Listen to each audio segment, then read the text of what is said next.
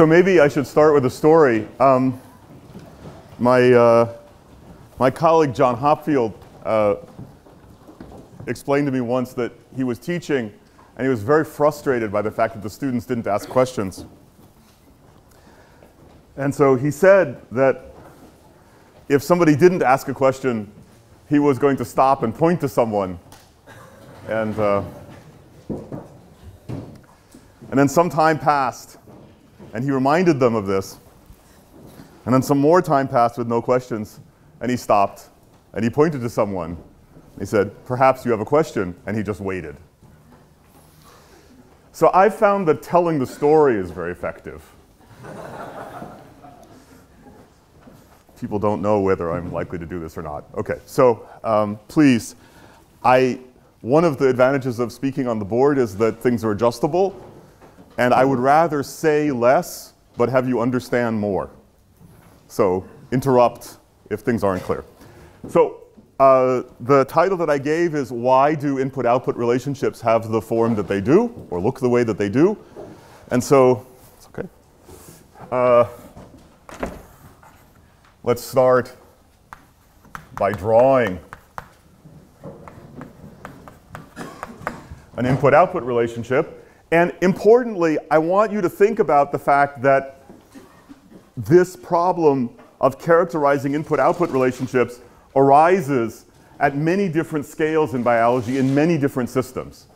And one of the problems, so I'm not sure about the distribution of backgrounds in the school. I think one of the problems for physicists in coming to think about problems that have traditionally been studied by biologists is that biology is actually an incredibly broad and heterogeneous activity.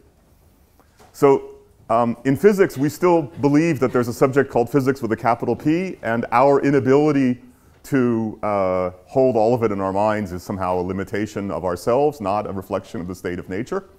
I think in biology, biology is chopped up into parts which have good historical reasons for their existence, and the idea that there's one subject called biology is actually kind of a myth, right?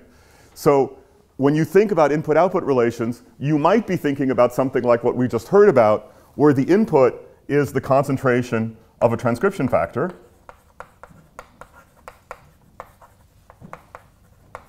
and the output is gene expression, although, as was noted, you already have the question of whether by gene expression you mean how many mRNAs there are, how many proteins there are, and so on, okay? But you could be dealing with something completely different. You could, for example, be talking about the light intensity falling onto a small part of your retina, and then the output is the current or voltage that's being generated by the receptor cell. Or you could be deeper in the nervous system, and you could have some feature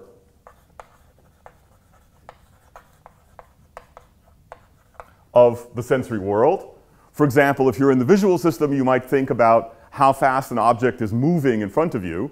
And then there are neurons deeper in the nervous system, not at the first stage of processing, but several layers in, that are selective for motion as opposed to other features of the stimulus. And those neurons, so they're responding effectively to the velocity of movement, and those neurons typically generate not continuous currents and voltages, but discrete action potentials. And so you might have then on the output axis the probability of generating an action potential, or you might have the rate per unit time of these action potentials.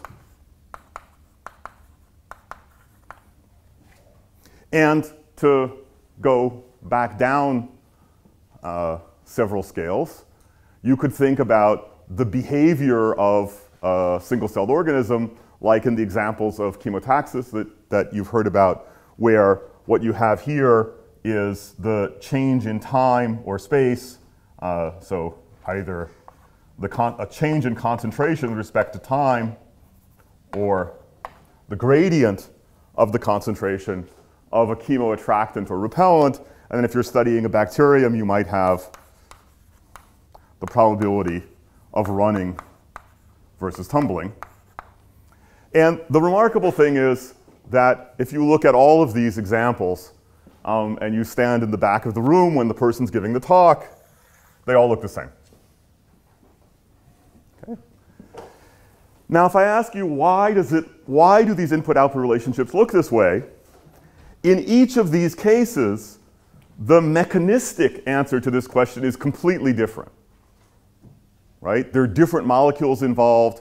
In some cases, you might believe, so for instance, you might think that in the case of transcription factors activating gene expression, that what you're seeing is a surrogate for the binding of the transcription factors to their target sites along the DNA, and that you're essentially monitoring the occupancy of those sites, and there's some machinery that translates the occupancy of those sites into a rate of transcription, and that just sets the scale on the y-axis.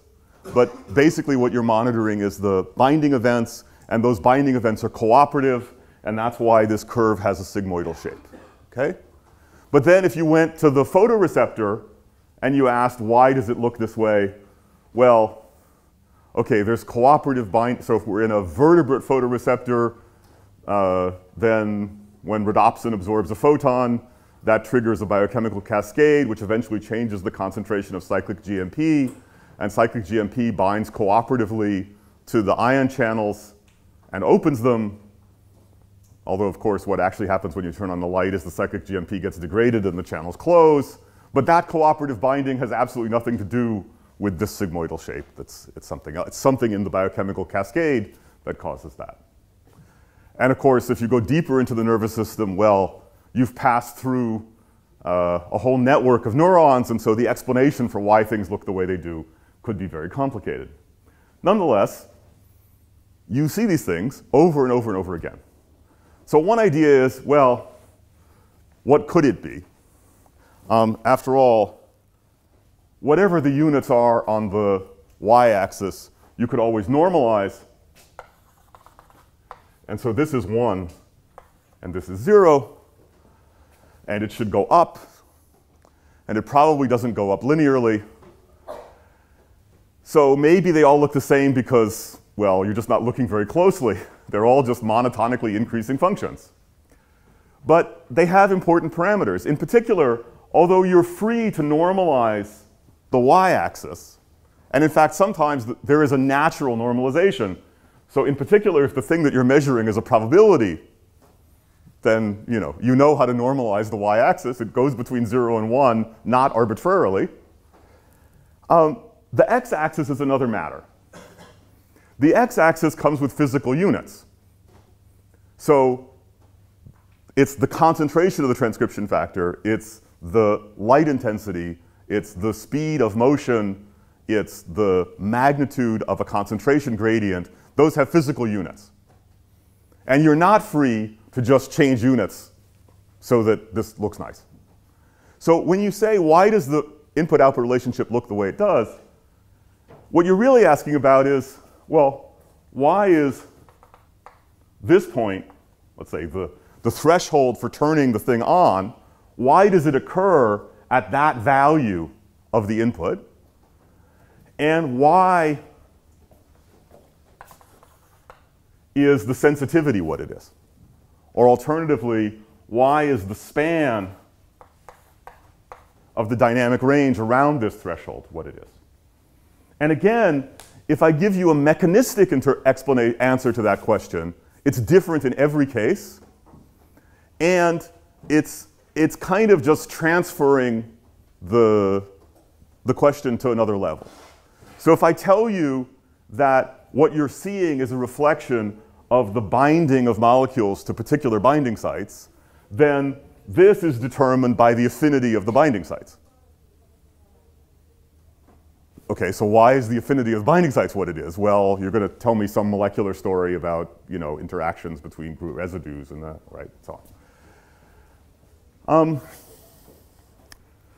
But these are elements that sit in living organisms, and they have a function. And so you might ask whether there is an explanation for why things look the way they do, which is more rooted in the function of these systems than in the molecular details, which after all can evolve or adapt. And I'll make that distinction a little clearer in a moment, in response to different environments.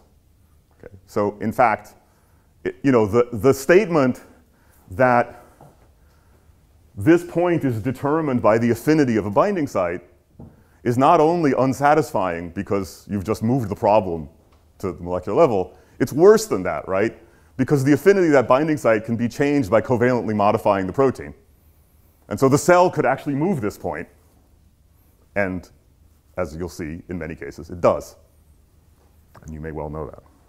So is there an explanation for why these things look the way they do, which speaks more to their function than to their mechanism?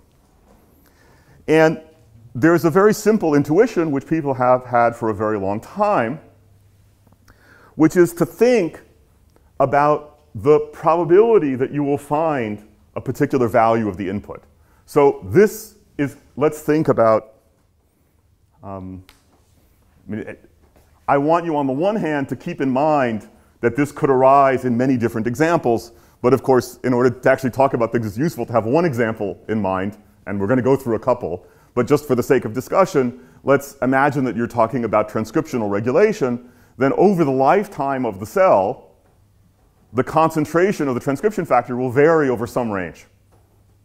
So if I grab a cell at random, or I grab a single cell at a random moment in its lifetime, what's the probability that I'll find a particular value of the transcription factor concentration? If I plot that and I discover that it looks like this, then you should be very puzzled, right? Why bother building an input-output device which is always on, right? So this is, Eric was talking about the utility of regulation. So this is a case where you've built the regulatory device, but somehow you're in the regime where it isn't doing any regulating. So that seems weird. Okay, so obviously if I put this thing all the way over here, you'd have the same problem. There's a more subtle problem, which is, what if the probability distribution looked like this? Well, now you have to remember that, well, so first of all, it's a little odd because the range is so narrow that you are turning the thing on and off because you're right at the point where it's maximally sensitive, but you're not turning it very far on and off. You're only turning it on and off a little bit. And to echo what Eric was telling you about noise, remember that when you draw an input-output relationship, what you probably are doing, and you might want to look in your textbooks and see whether they mention this, you're drawing the average output at a fixed value of the input. And there's an error bar that's associated with this. And that error bar is not an error of your measurements. It's the noise level of the system itself. So if you poise the system with a particular value of the input, the output will still fluctuate.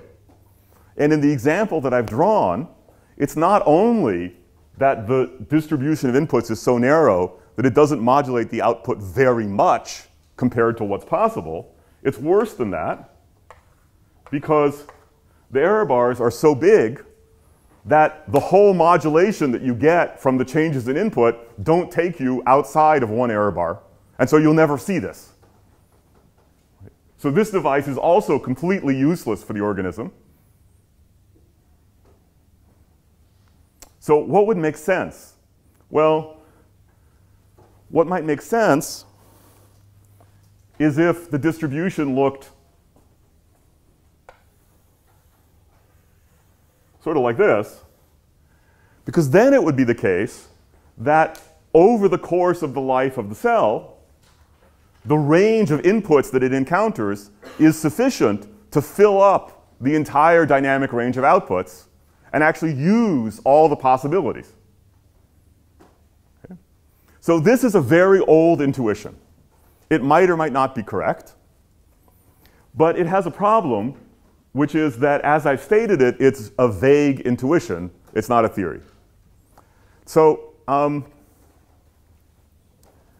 know, in physics, we're used to the idea that you can write down theories that are grounded in general principles, and these have an expression in mathematics, and they make quantitative predictions, and they should be compared with experiment. And I have a very strong view that we should not give up on this. Okay? The fact that we're talking about things that happen to be alive, I don't think should distract us from our original goal. It might be hard, and some systems might be easier than others, but that should be the goal. So yes, you have a question?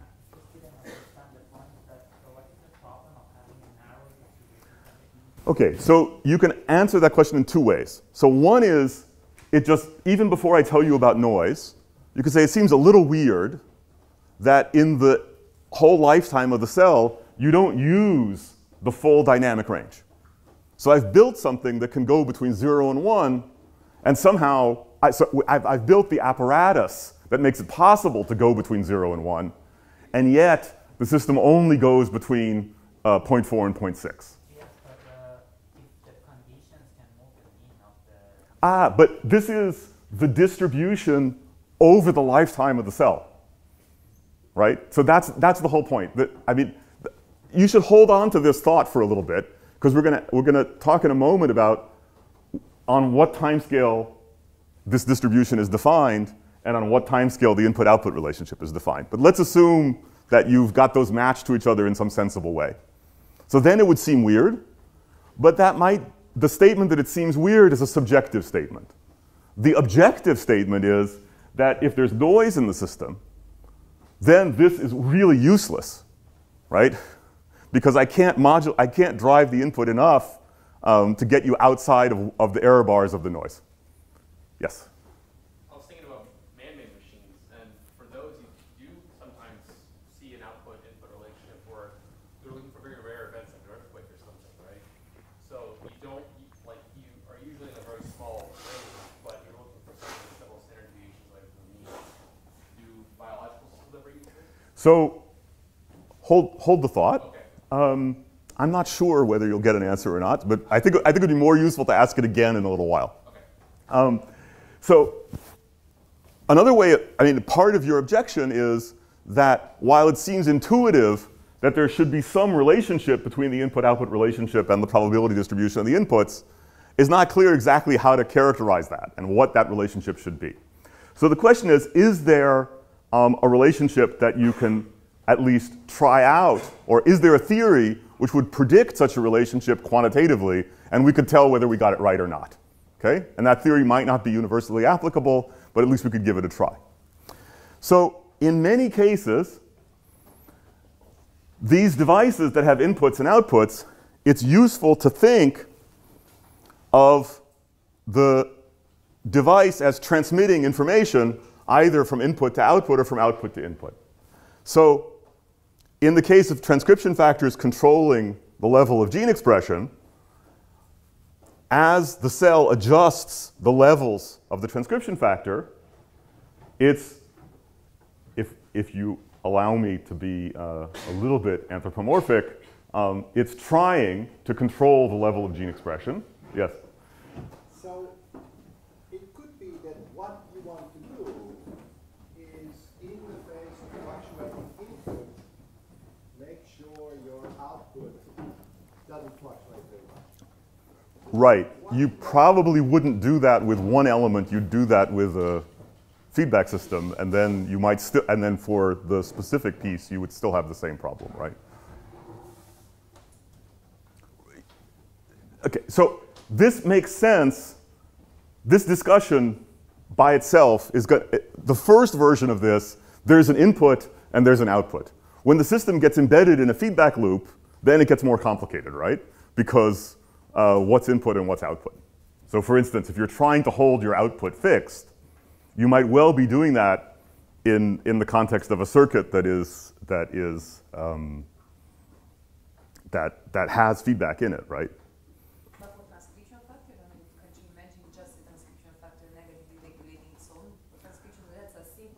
That's right. And then at that point, talking about input and output doesn't quite make sense, right? So you have to be a little careful. So let me think. So these discussions began in the context of neural systems, where the inputs are out there in the world, right? And the outputs are in your brain. And so there's a well-defined separation. And in particular, the distribution of inputs is determined by what's out there and how you move through the world, which is a subtlety. In contexts like transcription factors, right, the cell synthesizes the transcription factors. So it also controls the distribution of the inputs. So it's a little more complicated, right? But let's think about the situation. To be clear, let's think about the case of, let's say, light intensity and voltage. So you have in your retina or in the retina of other animals, you have a very large number of photodetectors. And each one is responsible for converting the intensity that falls in that small space into a voltage. And then other things happen, okay? So the question is, what would be a good way of doing that? So one idea is that you want to ask, how much information does the output provide about the input? So in the context of a sensory system, this makes perfect sense. You're saying, look, when I try to understand what I'm seeing, the only thing I have to work with is the array of voltages that are generated by the photoreceptors. And so the amount of information I have about the visual world is limited by how much information the photoreceptors provide about the light intensity. Now, I might then throw some of that away because I'm not interested in it, but at that first step, that's the limit, okay? In the context of transcriptional control, you probably want to think about it the other way. By changing the transcription factor concentration, how much power do I actually have to control the level of gene expression? Which is to say, if I set the transcription factor concentration, how much have I told you about what the gene expression level is going to be? As many of you know, this notion of information is something that 100 years ago was qualitative, but 70 years ago became quantitative. So in 1948, Shannon proved that if you want to measure how much information you get from observing a signal, and you want your measure of information to obey certain simple criteria, then the only way to do it is to measure the entropy of the probability distribution out of which the signal is coming. So to be precise, if you want to know how much information the input provides about the output, the way to do it, so this I, is you measure the entropy of the probability distribution of outputs, and you subtract the entropy of the probability distribution of outputs given that you know the input. And then you average this over the distribution of inputs. Okay? So you can think about the entropy of the distribution of outputs gives you a measure of how uncertain you are about the output. Sorry, so which way have I done this? Have I done this backwards? Yeah, actually, I did. Sorry. We had this conversation the other day. I did it backwards, and you'll see in a moment why it's easy to do it backwards. Many of you already know. So let's do it this way. Sometimes mistakes are helpful to clarify your thoughts. Okay, so let's think about this. I have some distribution of inputs, and that distribution has an entropy. And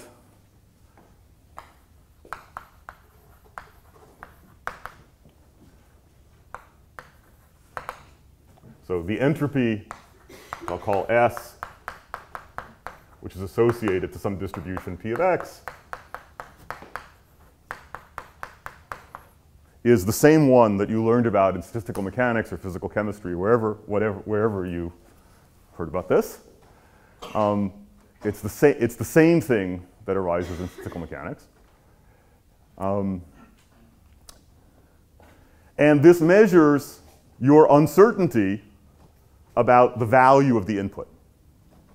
Now, after you observe the output, the distribution narrows, right? You know what the input is, but not exactly. So instead of having an uncertainty like this, you have an uncertainty like this. And that distribution also has an entropy. It's smaller. And the difference measures how much information you gained. And you may remember from your courses that there is some ambiguity in the units of entropy. If you look in a chemistry textbook, you may discover that entropy is measured in entropy units, which I think is kind of the peak of uselessness.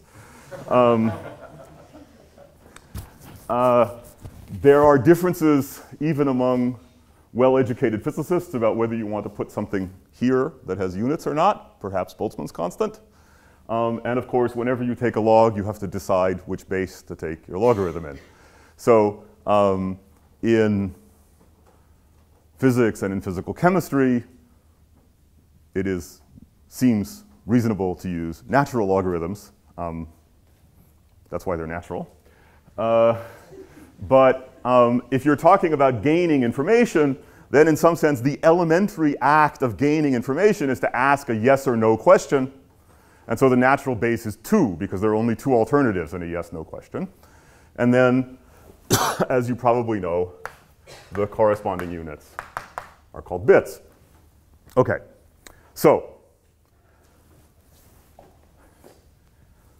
this would, if we could compute this, we would measure how much information we gained. So how are we going to do this? Well, in order to compute the entropy of the distribution of inputs, I just have to tell you the distribution of inputs. So that sort of sets the problem. What is the distribution of inputs given outputs?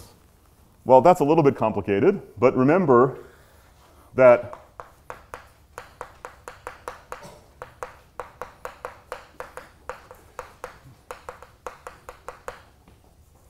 there's something called Bayes' rule.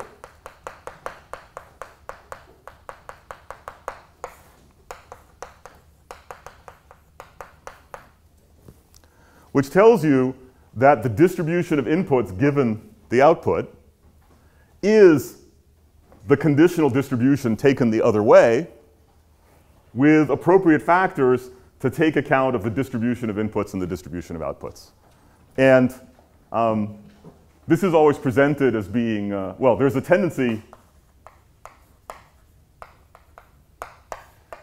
as some of you may know, the question of whether you should engage in Bayesian reasoning is a matter of religious debate in certain communities. I would remind you that the statement that's on the board here is the statement that the probability of A and B is the probability of A given B times the probability of B, but it's also the probability of B given A times the probability of A. And then this statement is the same as this, just divide by the probability of B, right, where A and B are input and output. Okay? So it is a very simple fact about probabilities. I don't know, I mean, we could discuss why the use of this fact in certain contexts causes problems, but in this context, it's perfectly well defined. Okay? So how many of you are aware, I mean, how many of you have heard about Bayesian probabilistic reasoning? Most of you, right? How many of you understand why it's controversial? Or what? Yeah, okay, so you know that the controversy exists. Maybe that's enough, okay?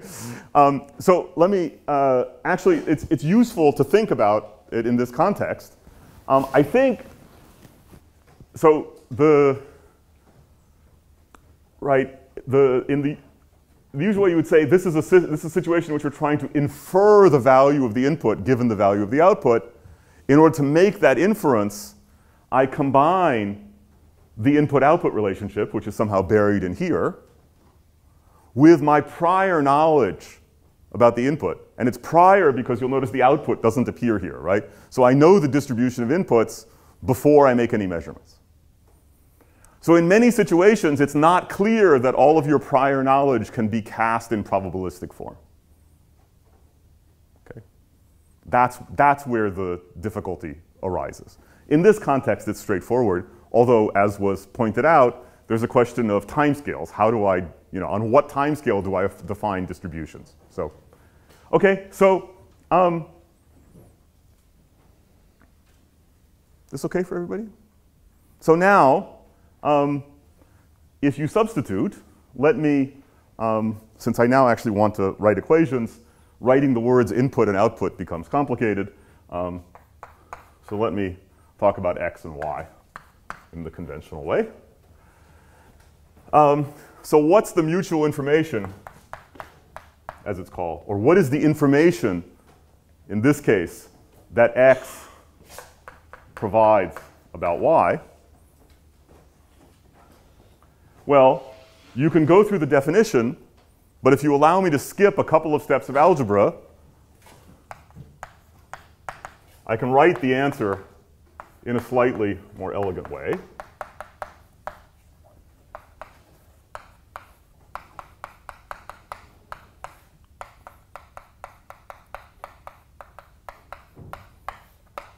Which is this. So this is this equation rearranged. And what you'll notice is a little funny about it is that the way I've written it, it's completely symmetric between the input and the output. So the average amount of information that the output provides about the input is the same as the average amount of information that the input provides about the output. And that's why it's called mutual information. And you do that, and it's called mutual information.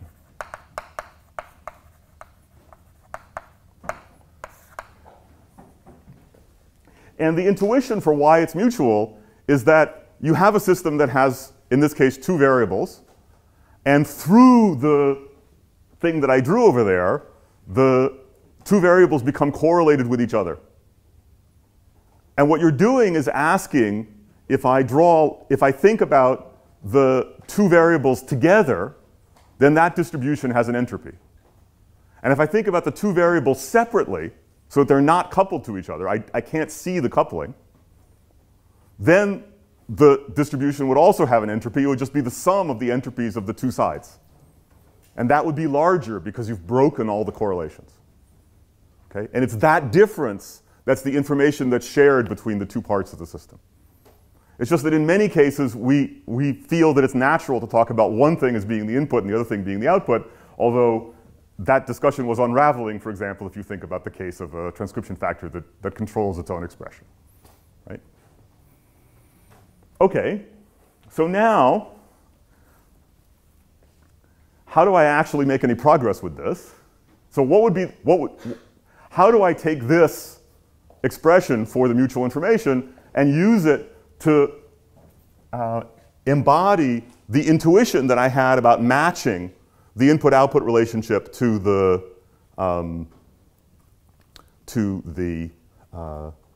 distribution of inputs? Well, first of all, you have to tell me where in here is the input-output relationship.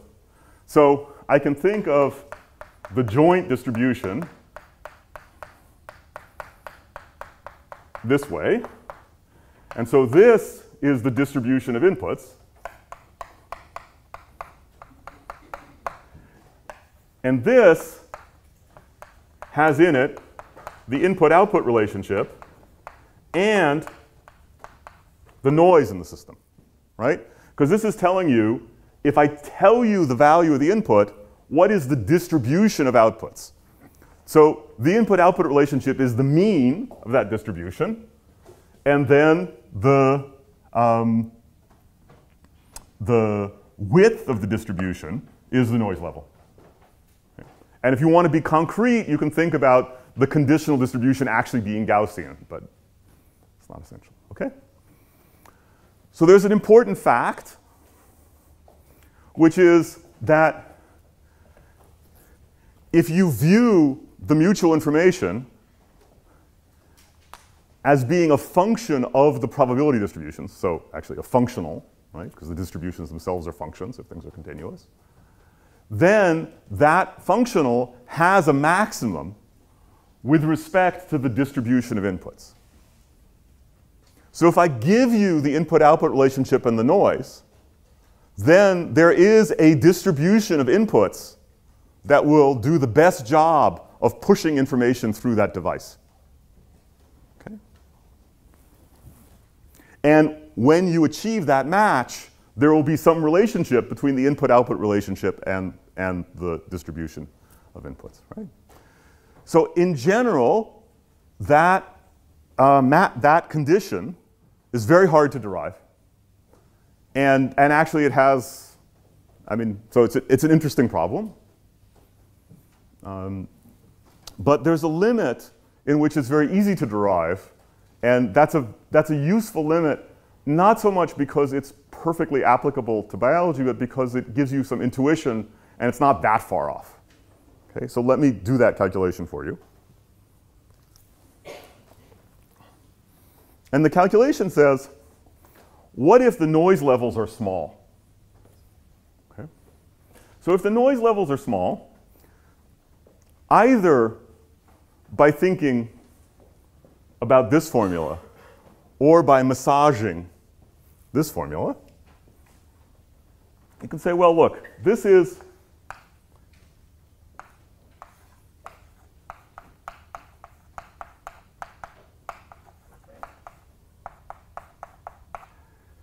this mutual information is the entropy of the inputs minus the entropy of the inputs if I know the value of the output. So how do I calculate that? Well, I need to calculate the entropy of the conditional distribution. But let me wave my hands a little bit, okay? You know, by looking at this formula, what you see is that if, for instance, this probability distribution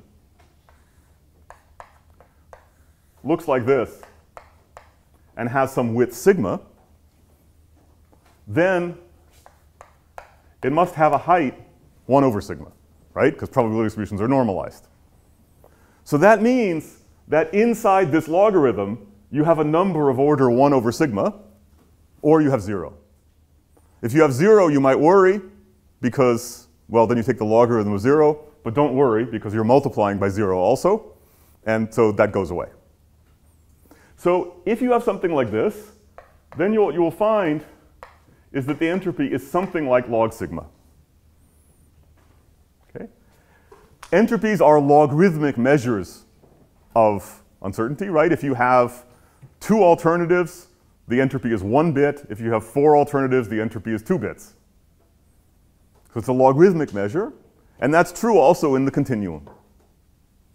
So what you're going to get here is the entropy of the distribution of inputs, and then you're going to get something like the logarithm of your error in estimating x.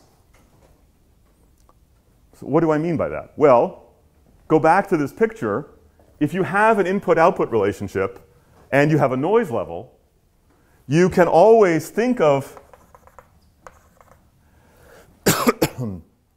you can always think of the noise level as you can always think of the noise in the output as being equivalent to a certain amount of noise in the input. Right? Since you don't, I mean, one way to think about it is if you measure this value of the output, you could be anywhere between here and here. So all of these things can be made rigorous, right? But I don't think you actually gain. I'm not going to use any of the numbers that go out in front when you make it rigorous. So I'm going to try and avoid doing that. You could be anywhere in this range. And if you're anywhere in this range of outputs, then you're somewhere in this range of inputs. So if you think about it, there's an effective noise level in the input, which if you multiply by the slope of this line, becomes the noise in the output. Okay? So this is the thing that you were normally thinking about, right? The input-output relationship comes with a certain amount of noise. That noise is characterized, let's say, by its standard deviation, but you can always refer that back to the input. And the conversion factor is the local slope of the input-output relationship. So this is just propagation of errors. If there is no noise in this equation, so input given output, I'd expect the entropy of the probability distribution of input given output. Okay. Yeah. Also, if you have truly no noise and things are continuous, you have to be very careful, right? Because that would mean that you could resolve infinitely many different things. And you might get in trouble if you're not careful. Of course, you'll notice that if I draw some picture here with some error bars along the curve, well, the error bars can be different sizes. The slopes are certainly different. So this local error in estimating the input depends on what the actual value of the input is. So in something that might look a little funny, let me write it this way. And so then in order to, since that's the entropy at one point, you have to average over all of them. Okay? So now you can do a real calculation, which is that I'm going to keep this here because I think it'll be useful to look back. You can now ask, what is the probability distribution that maximizes this information? So, to be clear, the information is approximately the integral dx p of x log p of x minus the integral dx p of x log sigma x of x. And now I want to find the probability distribution that maximizes this. So the way you do it, of course, is you take the derivative with respect to this. This is a calculus. This is a very simple calculus of variation problem. You take the derivative with respect to the probability distribution. However, you have to be sure to constrain the probability distribution so that it stays normalized. So in order to do that, I should introduce a Lagrange multiplier that fixes the normalization. And now, so let me put a little tilde here then.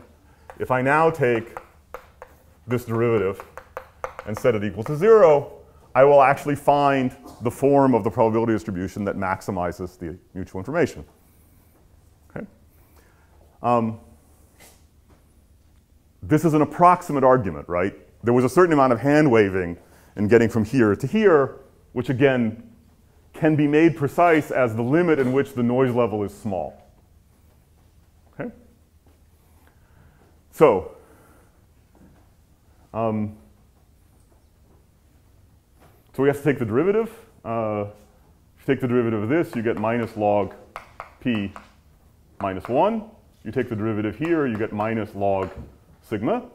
You take the derivative here, you get lambda. You set that equal to 0. And what you find is that the probability distribution of x should be 1 over sigma x with some constant out in front, which serves to normalize the distribution. And let me do the physicist's conventional thing and write the constant that way. So this constant is inherited from the Lagrange multiplier, right? So we okay? So what is this telling you? It's telling you that if you want to transmit information through the device, you should use values of x more often if they are represented by the output of the device with a very small error bar. Right? So this is saying if the error bar is very small, then the probability should be very large. If the error bar is very large, then you should use that less often. So this is the experience of, right, if you're in a place where you don't have complete mastery of the language, which for some of us is relatively easy to achieve, then you try to construct sentences for which you feel there's a high probability that they will be transmitted without error, right? And you avoid the constructions where you think the probability of error is higher. Okay? This is and indeed, that will enhance the probability, enhance the amount of information that you transmit, right? So it's the same idea. Okay. So remember, so let me be clear, right? This was an approximate argument. You could do the exact version of this argument, and you'd get something a little bit different, but not much. But an important point is that what you end up with is a relationship between the distribution of inputs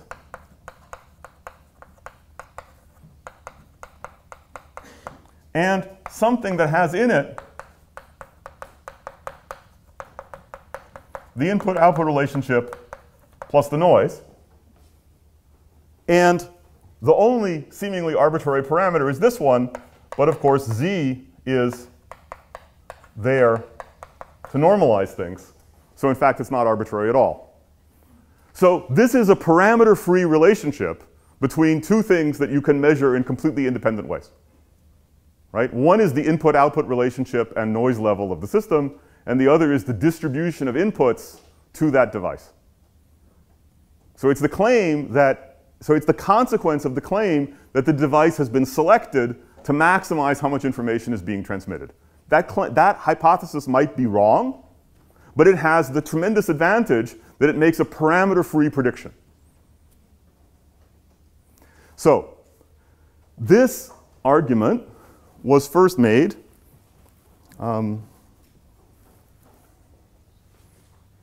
where did I put the eraser? Ah, right in front of me. Good. This argument was first made by Simon Laughlin around 1980. I think the paper is 1981.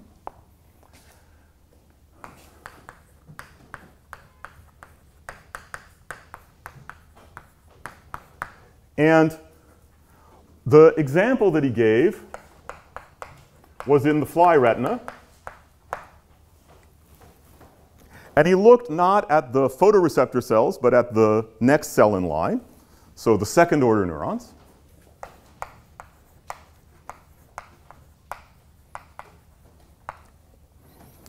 And he actually didn't give this whole argument. He gave an even hand-wavier version of the argument, which, if you try to reconstruct it a little more formally, was he made the guess. So in these neurons, x, the input, is light intensity, and y, the output, is voltage. And he made a guess, which might or might not be correct, by the way,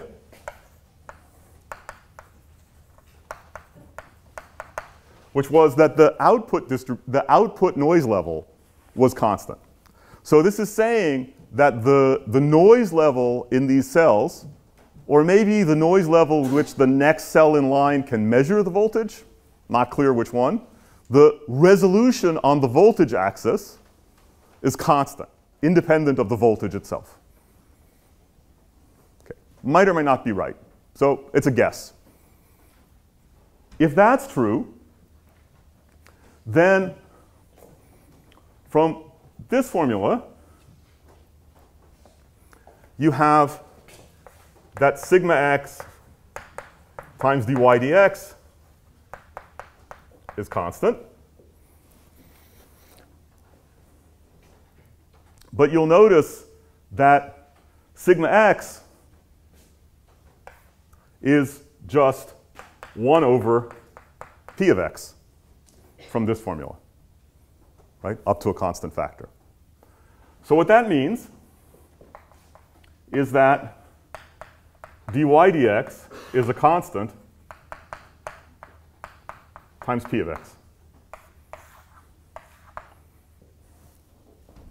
So because he assumed that the noise level was constant, the noise level doesn't really play any role in this discussion as long as it's small. Instead, what you get is a relationship between the distribution of inputs and the input-output relationship itself. And in fact, if you use the convention that the output ranges between 0 and 1, which is just a matter of choosing your units, then since this is the derivative, right, it's saying that the actual input-output relationship is the cumulative probability distribution. And the cumulative probability distribution already runs between 0 and 1. So you don't even need the constant if you choose your units correctly. And what's that saying? Well, that's saying exactly what we did at the beginning, which is that you want the input-output relationship, you want the derivative of the input-output relationship to look like the probability distribution of inputs. So the point of maximum slope should be at the most likely value of the input, and the range of the input-output relationship should be such that it covers the range of the distribution. Okay? So the thing that really made this a great paper, it's very short, was that what Simon did was he said, look, I'm thinking about flies, and I'm going to go in the laboratory, and I'm going to record from these neurons, and I'm going to give little flashes of light, and I'm going to measure the input-output relationship. And people had been doing that for years. But what this argument tells you is that the input-output relationship should be matched to the distribution of inputs that you actually encounter in the outside world. And strangely, nobody had really measured that.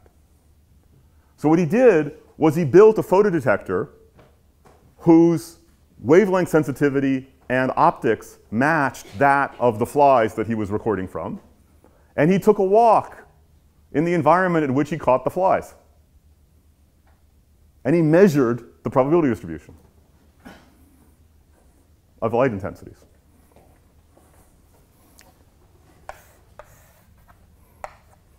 So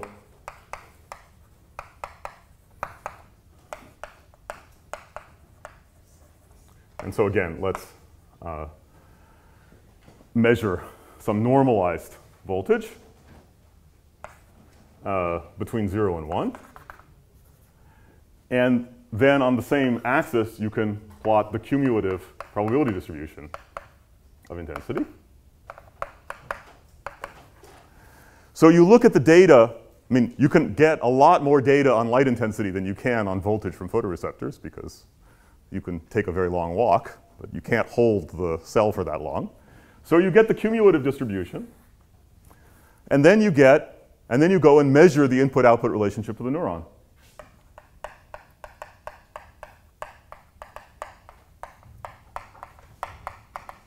You get that. And importantly, there are no free parameters in making the comparison. There's no fitting.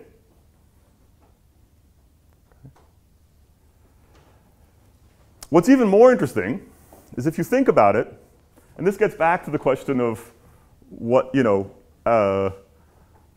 distributions change, right? In particular, you all know that the distribution of light intensity changes because it gets dark at night, right?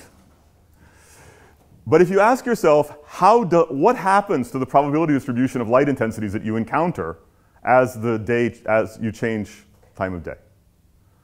Well, okay, so the mean's going up and down, but what's happening to the shape of the distribution? Well, the light that you see is all scattered, right? It's reflected from surfaces. And effectively what's happening is that, so the intensity that you see is the product of the intensity of the source and the scattering from the surface and some geometric factors.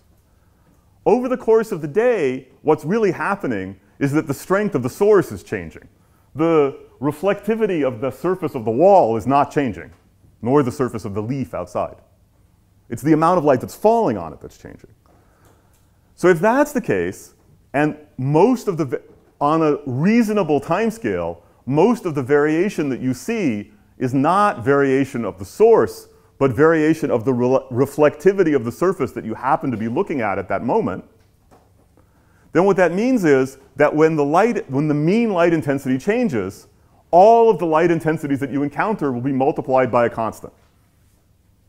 What that means is that if you plot versus the log of the intensity, then the entire distribution shifts by a constant amount.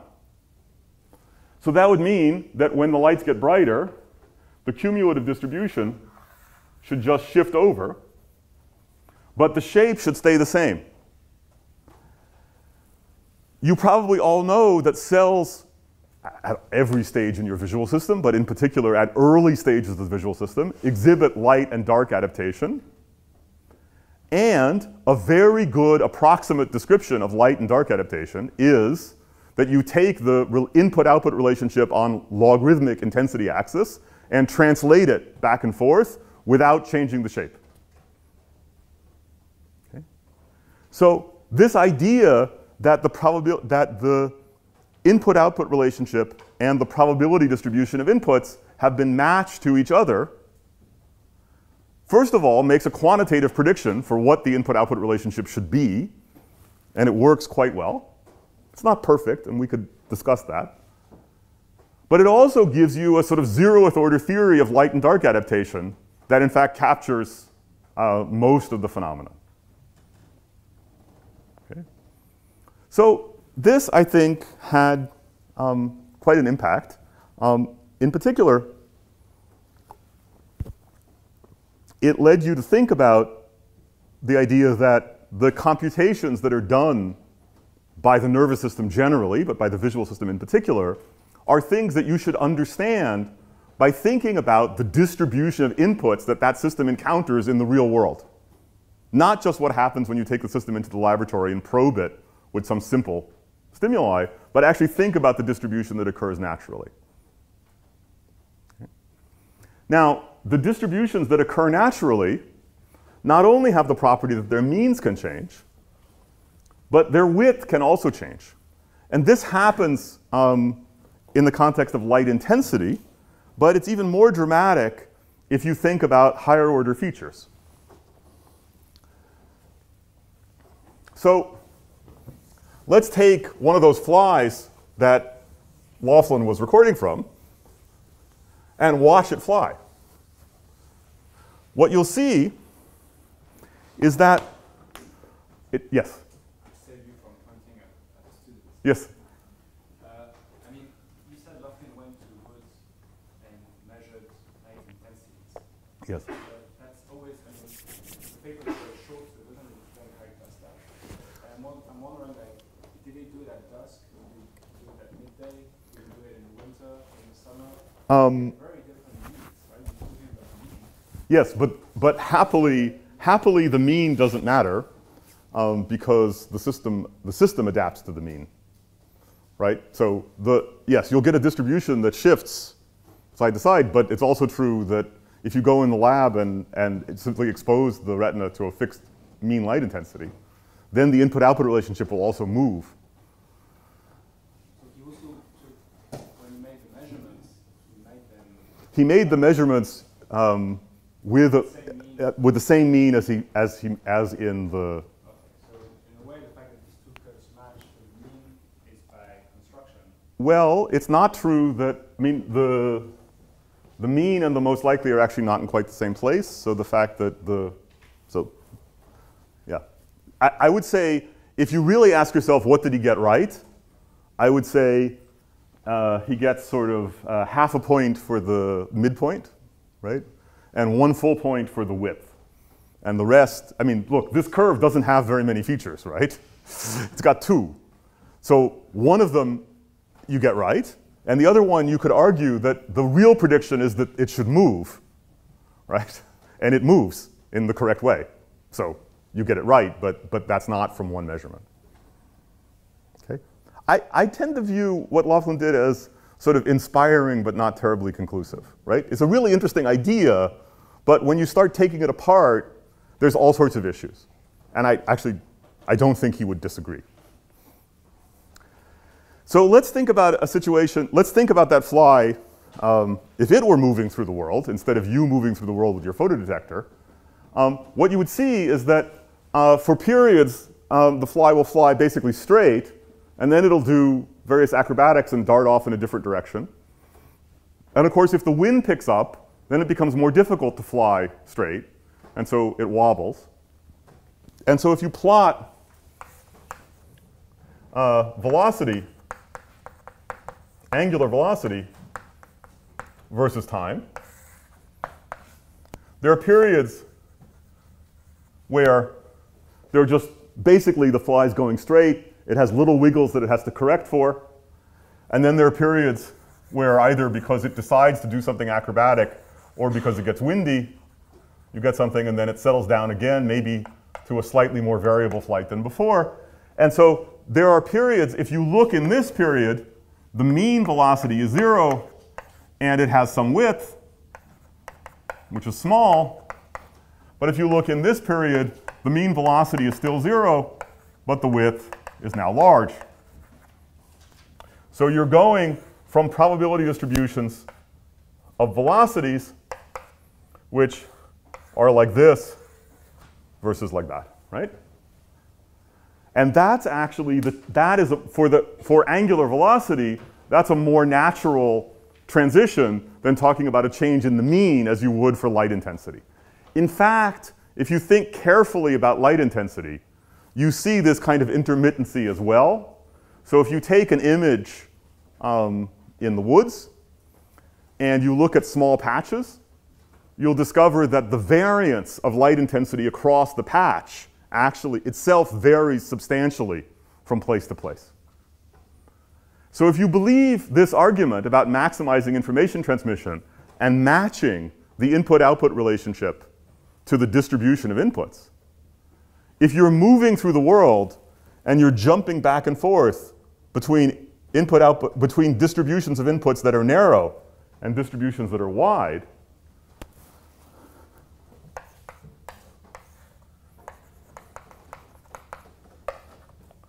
then you should also be jumping back and forth between input-output relationships, which are steep, and input-output relationships, which are shallow. So the system should change its input-output relationship, so we're used to the idea that our visual system can compensate for the mean light intensity, but that doesn't seem like such a big deal because it feels like you're just subtracting off a constant. In fact, adaptation to light intensity is more complicated than that, but okay. That's the sort of first order view. First of all, the constant is in logarithmic axes, right? So there's already something complicated going on, but never mind. What this is saying is that if you really take this notion of matching seriously, then you also have to adapt your input-output relationship to the width of the distribution. And that seems more surprising. So it turned out that there were many early experiments in the visual system in vertebrates that could be interpreted as being this kind of effect, but it was a little complicated. And so colleagues set out to look more specifically for it. But I think the thing and you see it, but so how do you tell? Well, well, never mind. Let's do the case that I think was the most convincing, which was the one where you actually used this angular velocity. Okay? So you go back to the fly, now not in the retina where Laughlin was, but several stages in, and you find neurons that are specifically responsive to the angular velocity of movement. And what you do is you give them signals that look like this. And you ask, okay, it's a little more complicated than this, but not much. Suppose you're at this moment in time, and you ask, what's the probability that this neuron generates an action potential? Well, that probability is determined by the average value of the velocity in a small window just before the action potential. You have to decide, you have to figure out how to compute the size of the window and everything else. I'm skipping over all of that. You have to convince yourself that this description really is correct, that it's responding to some local average.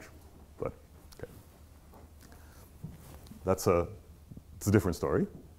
And so then you ask, if I look at the probability of generating an action potential versus this average velocity over this window, then I can map output really is the probability of a spike of an action potential, and V is this average over the window. And if you do this experiment for half an hour, the neuron's generating 30 action potentials a second. So in the course of an hour, you'll get 100,000 action potentials. So you can measure probability versus input on, with a dynamic range of nearly 10 to the third. And now you switch. You go from a distribution that looks like this to a distribution that looks like that. And same neuron, you just keep going. Right? And what you see is this. The input-output relationship really does change. And furthermore, again, because you have a dynamic range on this axis of a factor of nearly 10 to the third, you can really see it's a huge effect. So there are places where, for the same velocity, the probability of generating action potential has changed by a factor of 100. It's an enormous effect. But if you think about it, if you go through this argument, right, if you're changing, so this was an argument in the small noise limit with no other constraints. Now this is, and also with constant output noise. The details of this argument are not applicable to this situation, right? You made a whole bunch of simplifying assumptions which are probably wrong. But the important point is that you're going to end up with an input-output relationship and an input distribution. They're going to be related to each other. And so the scale of the input-output relationship on the x-axis is determined by the distribution, unless there's some other scale in the problem.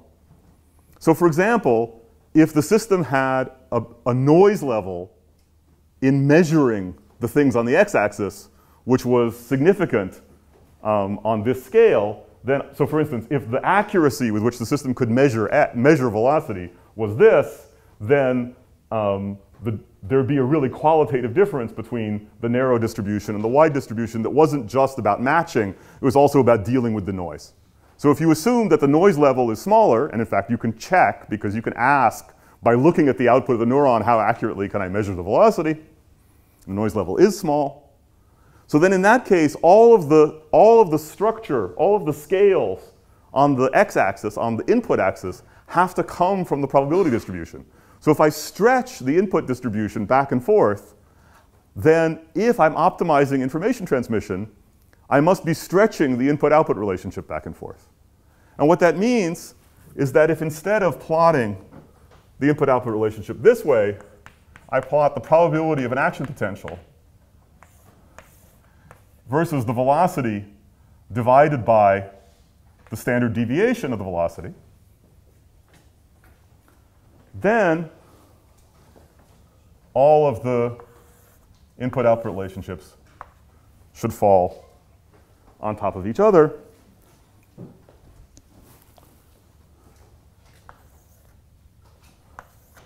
And they do.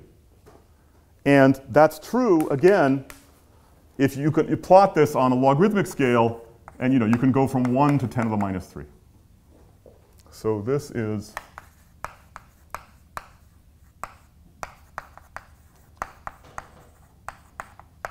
okay, we went 20, we got halfway to the present.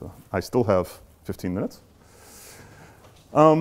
Actually, you can do better than this, because you might say, well, this is pretty interesting. We showed that the input-output relationship sort of tunes itself to match to the distribution of inputs not on an evolutionary time scale, right, but on real time in the lab, which I thought that was the most interesting thing about this, right, was that if you really take this idea seriously, it's not just that you should generate this match between the input-to-output relationship and the distribution of inputs once and for all, precisely because the distribution of inputs is different in different epochs of time, you have to track it, right? But you can do better than that, because once you've shown that the input-output relationship can change, and that it changes in this very simple form of just having a one-parameter family of input-output relationships, right? The fact that I can collapse these tells me that the input-output relationship is always of the form y equals some function of lambda x, right?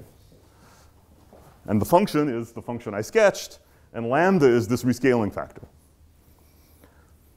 But what I can now do is to ask, how does the system, since the system can access anything along this one-parameter axis, which one does it choose? And so the answer is, well, we already know that lambda is proportional to 1 over the width of the distribution, but it's equal to some lambda 0 divided by the width of the distribution, right? There's an absolute number. And since you have the form of the input-output relationship, you can calculate how much information would be transmitted as a function of lambda 0. And the value of lambda 0 that you see in the data is the value that maximizes the information transmission. So it's not only the case that you see the consequence of optimizing the information transmission, you can actually check that out of all the things that the neuron can do, the thing that it chooses to do under this set of conditions really is the one along that axis that gives the most information. Okay, there's another interesting question, which is that when you shift from one distribution to another, you have to be careful, because how can you be sure that the change that you saw is a real change in the distribution as opposed to just an outlier in the original distribution? And the answer is you have to wait a certain amount of time in order to be sure, and you can estimate what that time is, and that's about how long it takes for the system to change. Okay. So these are all arguments from, well, actually, they're from one organism, although that's coincidental. By now, all of these effects have been seen in lots of different examples in the nervous system. But I want to end and bring you another, the last 20 years forward by thinking about, sorry, let me also make one other point. Here too, the predictions are parameter-free predictions, right? It's not a model of the details that you have to fit the parameters, right? The claim is that you should get these collapses, right? The precise form of this curve we don't know, because we don't really understand the details of the noise mechanism in the neurons and what the constraints are and so on, right? But the rescaling is a parameter-free description, and the fact that you should be at a maximum with respect to lambda 0, that's also parameter-free. So let me now take you to things that my colleagues and I have been thinking about more recently, which is how to use all this in the context of transcriptional regulation. Does somebody want to ask a question here? There's a pause. Yes? So if input is a combination of noise and meaningful signal, then like, is it possible to differentiate from the input-output curve what the meaningful signal is? Okay, so this is a fantastic question. This actually goes back to a much more basic problem, which is that entropy is defined without a reference. Information is not. Information always has to be about something. I can't ask you what is the information content of these numbers. That doesn't mean anything. I can ask you about the entropy of the distribution from which they were drawn, but I can't ask you about how much information they have, period. I have to ask you how much information they have about something. I would say that all of the successful applications of information theory in the context of neurons and populations of neurons have been in cases where the question of information about what is reasonably obvious. So you're recording from a neuron that's well known to be sensitive to motion. It is an obligatory link in the pathway from seeing movement to turning your body, if you're a fly. And so we know that the relevant quantity is velocity. And if you do it correctly, it's the time-dependent velocity, so you don't even have to make a commitment about whether it's velocity or acceleration or whatever, right? So I've submerged that. It's much more challenging to ask why, can I give you a more general theory of which features the system should be responding to? So one of the ideas that we've tried out, I mean, people have tried many things. They've tried to use information theoretic ideas to select what are the features that the nervous system should be responding to, given that it has only a limited capacity to transmit information and it cares about being able to do certain things. So the argument that we've tried out is what you really care about is not what happened in the past, but what's going to happen in the future. And so what you always want to do is to capture those features of your sensory input which are predictive of what's coming next. Of course, motion is a good example of something that's predictive of what's coming next. And so we've tried to ask whether you can look particularly at populations of neurons in the retina and decide whether they've effectively been efficient about pulling out of all the features that are coming in the parts that are actually predictive. And indeed, that's one way of distinguishing what you mean by meaningful and noise, right? Noise are the things that it's not worth keeping track of because they don't have predictive power. But that's a separate discussion. But it's an important question. So I think the reason, part of the way in which these arguments have succeeded is by focusing on cases where that question doesn't seem so problematic. But if you want to generalize outward, then I think that becomes the question as opposed to these other parts. Yes? So if I do the forward problem, given the limit that the channel has some finite noise, then does it lead to the same optimum solution? If I know my input distribution, and then I want to calculate my optimum response function. So, then, so there is a slight,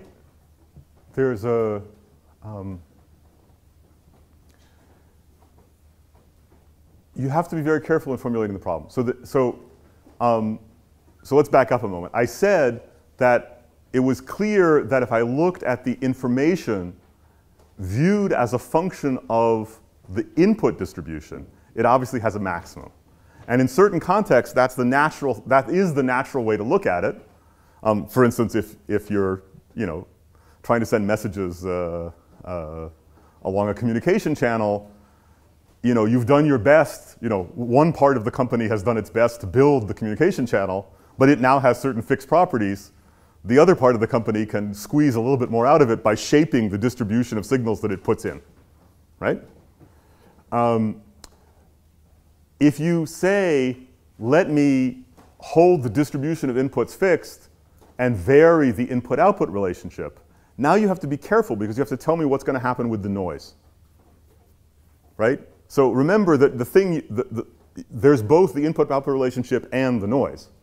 So if somehow you're able to decouple those from one another, you can get into strange situations. So if you can have arbitrarily steep slopes of the input-output relationship at finite noise, then you become arbitrarily sensitive. But probably that doesn't work, right? Because if you become very, very sensitive, you become sensitive to all sorts of fluctuations that can creep in, and that probably increases your noise level.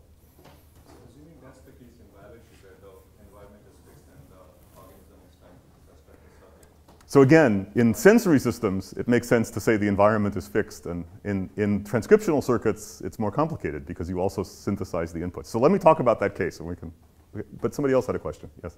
Yeah, I don't know if this question makes any sense, but it seems like what an organism might want to maximize for is, like, there's the input, probably the input, but also the cost of messing up if you get the wrong input based on your output. Is that makes sense, or is that? Yes. Actually,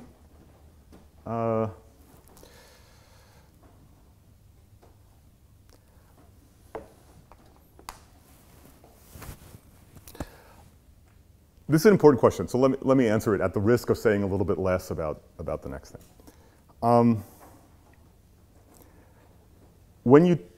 It is impossible for evolution to select for how many bits you captured, right? That doesn't make any sense. It selects for whether you did the right thing, okay? By the way, for those of you who follow things in neuroscience, it's also impossible for evolution to select for the quality of your internal representation, right? It only matters what you did, okay? It doesn't matter what you thought before you did it. So, in particular, you shouldn't be worried if you do the right thing for the wrong reasons, right? So you still succeed, okay? It might not generalize, but on that case, you succeeded, right? So, in a way, there's always been a resistance to the use of information theoretic ideas as, so there's a question of whether you should ever optimize anything in biology, and we could have that discussion, but I would like to say something else, so I don't want to start talking about that, because surely everybody has an opinion.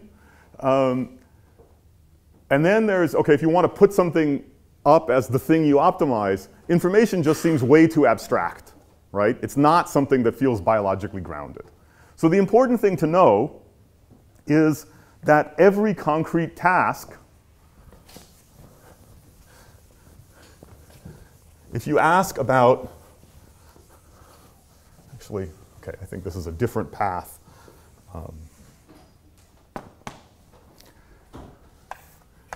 If you ask about your performance,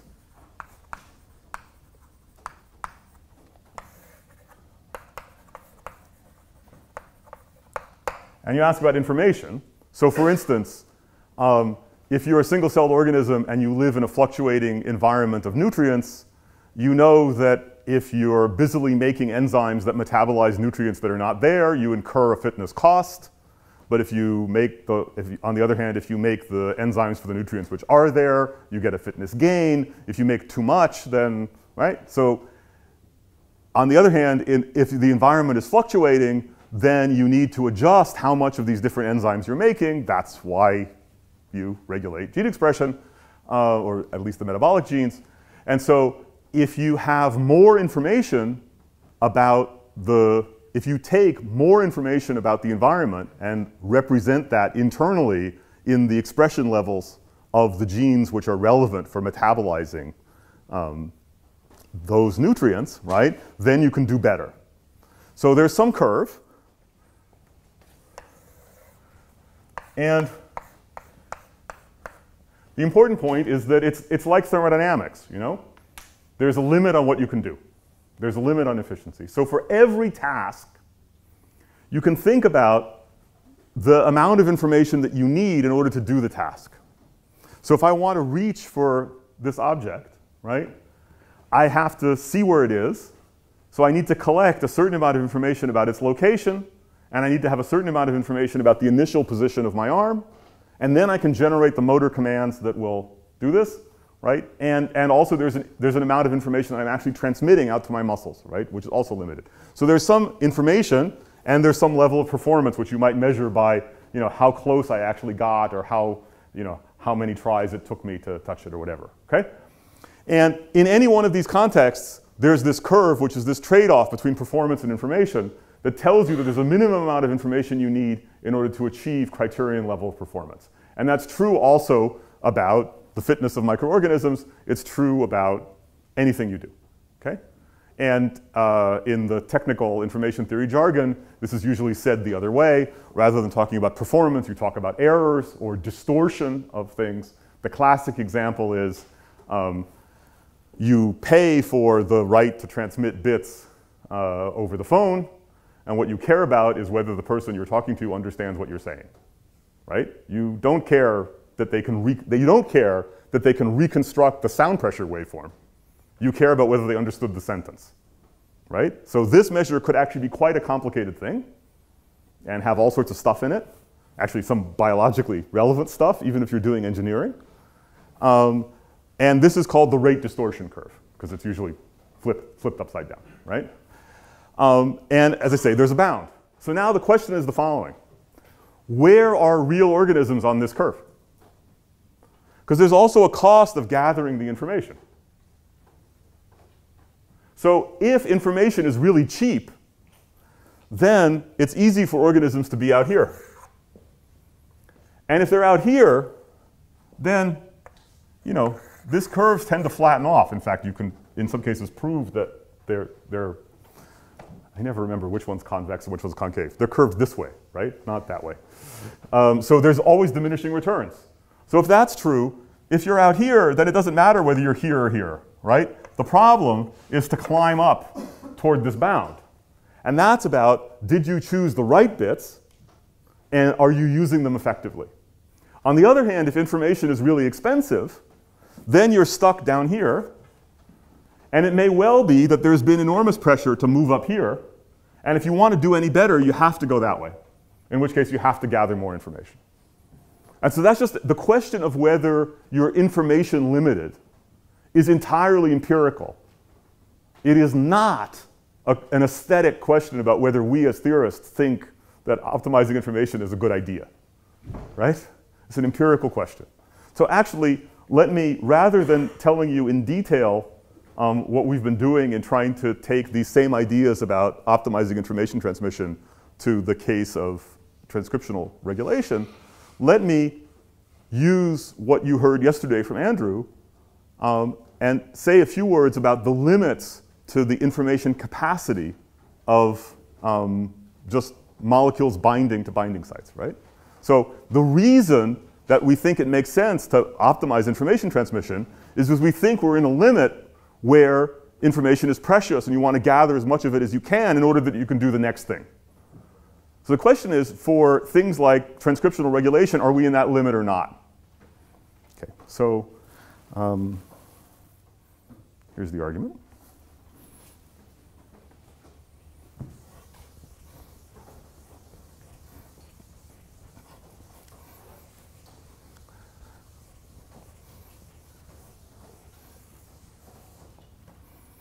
So you'll remember that what we showed was that the optimal probability distribution was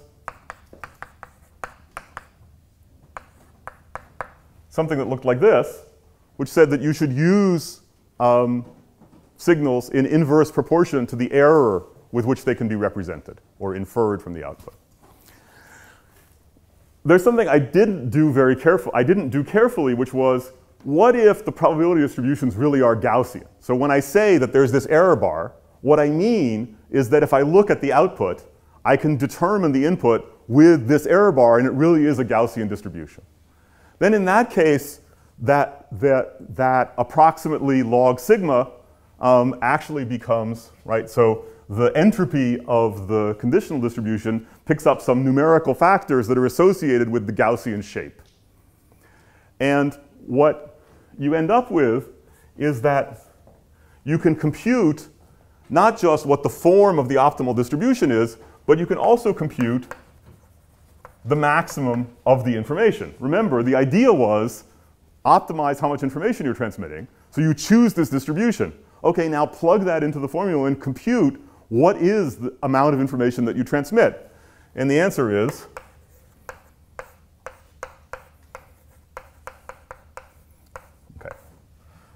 it's this, where z is this thing. You'll remember that z has to be the integral dx sigma x. And this square root of 2 pi e comes from the shape of the Gaussian. Okay? Now, what if the heart of the system that we're talking about is that there's a molecule in the environment and it binds to a binding site? Okay? And that could be because we're in the olfactory system. It could be because we're in the immune system. It could also be because we're talking about transcriptional regulation, and transcription factors have to bind to binding sites. Well, as Andrew told you about yesterday, if I have a binding site here, which has linear dimensions A, and I have molecules in the environment that are undergoing diffusion with diffusion constant d, and they're present, there are many of them, and they're present at concentration C, then they arrive randomly at the binding site. And if I monitor the occupancy of the binding site, then I can infer the concentration of the molecules in the environment with an accuracy which you usually write as delta C over C is something like this, where you get this combination of the diffusion constant, the size of the binding site, the concentration, and the time over which you're willing to average. And this is this famous result due to Bergen Purcell, originally in the context of chemotaxis. Okay? So this delta C is sigma x, right? It's the error that you attach not at the output of the system, but referred back to the input to say what's the accuracy with which you can tell me the value along the x-axis. In this case, the x-axis is a concentration axis. So what that means is that this integral is an integral over concentrations, and I should put the C over here. And so you'll notice that there's a square root of C here, and there's that there. And of course, concentrations can become arbitrarily small, but they can't become arbitrarily large. So there's some maximum concentration.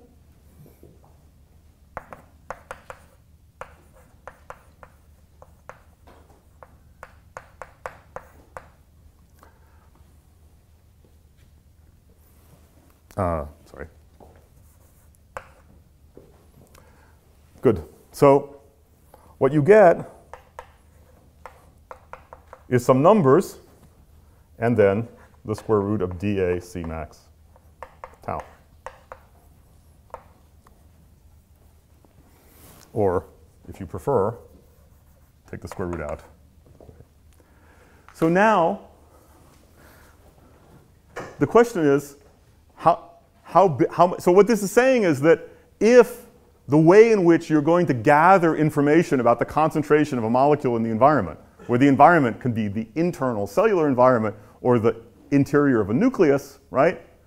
The way in which you're going to respond to that concentration is by having that molecule bind to a small binding site.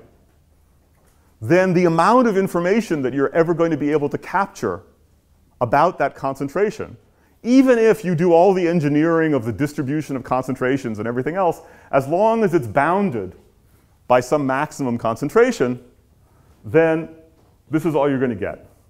And the way to think about this is very simple. This is the rate, the maximum rate at which molecules can arrive at the target, multiplied by the time. And so ultimately what you're doing when you gather information by letting molecules bind to a target is you're counting their arrival. And you can only count up to some maximum number. And so there's only a certain number of things that you can distinguish. And because the things are noisy, right, you get an information which is related to the log of this. Okay. If you go through the argument that Andrew gave to you yesterday about what are these numbers for transcription factors in, for example, the developing fly embryo, right? Then you know that diffusion constants are measured in microns squared per second. You know that the binding sites along the DNA are several nanometers. I don't know, let's say 3 to 10 nanometers, something like that. Depends on exactly what you think is happening. You know that the times that you care about are measured in minutes, not hours. So I don't know, let's take something like 5 minutes. And you know that these are transcription factors whose concentrations are measured in nanomolar. So they could be tens of nanomolar. But maybe a better way of thinking about it is that there might be perhaps 1,000 copies of this protein in the nucleus. Okay, and you know how big the nucleus is. For example, in a developing fly embryo, in the 14th nuclear cycle, which is the pausing point where all the interesting things happen, there are 3 microns in radius. Okay? And so if this is measured in thousands of molecules, then what's astonishing is that this turns out to be about 1 bit. So what this tells you is that even if there are no sources of noise in the system other than the random arrival of molecules at their targets, you will be enormously limited in how much information you can gather. Now, of course, you can do better than this. The cells can talk to each other, or the nuclei can talk to each other to improve their estimates. You can have multiple binding sites that are well resolved from each other and combine the signals. There's lots of things you can do. But you're in a regime where you're fundamentally information starved. Okay? And I think that is one of the most important things to take away, which is that in the context of neural signaling, there's always been a question about whether we're information starved or not. Our everyday experience is that we have more than enough data, right? We feel like we're in the opposite limit, right? We're bombarded by information, and the challenge of making sense out of the world is to throw away all the things that we don't want to pay attention to. It's not clear whether that's actually correct, okay? In fact, if you look moment by moment on small features, if I actually try to do facial recognition and I ask, how reliable are my measurements of the local features that are actually important, it's not so clear what the answer is. But our qualitative impression is that we're not information starved, except in very special situations. I think on the molecular scale, it's clear that it's not that biology is noisy. It's rather that it operates in a regime where physics tells you that you must be information starved. And so it becomes even more plausible that you would evolve mechanisms that squeeze as much information as possible out of these very limited signals. And so that's actually, the problem that occupies my colleagues and I today, much more than these neural questions, which are sort of by way of background. But I thought that pedagogically it was more useful to take you through things, and maybe now it becomes easier to look at the current literature where people talk about these problems in the more molecular context. So what I hope to have conveyed is that the initial question, why do input-output relationships look the way they do, you can imagine two very different kinds of answers. You can have mechanistic answers, and you can have functional answers. And so I've tried to pursue the functional answer, that they look the way they do because they're accomplishing a function, and they've been selected to do that. In some cases, that selection is happening on an evolutionary timescale. In some cases, like in the examples of adaptation of input-output relationships in the nervous system, it's happening on accessible laboratory timescales. And that actually is interesting, right? Because it gives you a way of probing the system. And that promoting this notion of squeezing as much information as possible out of limited signals to an optimization principle, you don't know that it's right, but it has the advantage as a theory that it makes parameter-free predictions. And it also suggests that you should look at data in very different ways. For example, you should ask questions about the distribution of inputs. To this day, I'm not sure that we know the distribution of lac repressor concentrations over the lifetime of E. coli in a natural setting. Yeah, sure. So I mean, but it is something we can talk about today, whereas it's not something that is well known, right? So you take your favorite regulatory element for transcription and ask yourself, what's the distribution of inputs to that? And in development, you have the advantage that distribution is literally laid out for you in space. So that's one of the reasons why that's an attractive example. But so it gives you new ways of looking at data. It suggests measuring different things. It suggests ways of combining information about input-output relationships, noise, distributions of inputs in ways that should be related to each other. And so I think it's been a productive way of looking at these systems. And we'll see whether it turns out to be right as a theory in detail. So thank you for your patience.